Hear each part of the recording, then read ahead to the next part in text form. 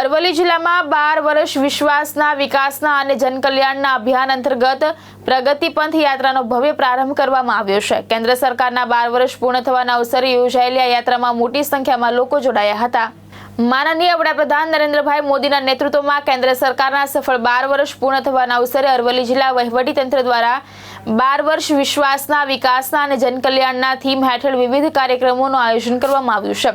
આ કાર્યક્રમોની શરૂઆત મોડાસા અને ધનસુરા તાલુકામાં પ્રગતિ પથ યાત્રા દ્વારા કરવામાં આવી હતી।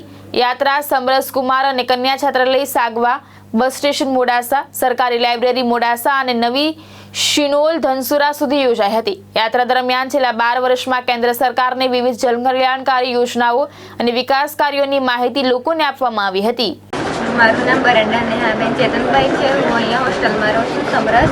ત્યાં અમને સારું લાગે છે અને અમે દૂરથી આવીએ છીએ અહીંયા રહેવા માટે અને અહીંયા સુવિધા પણ સારી છે અને જમવાનું પણ સારું આપે છે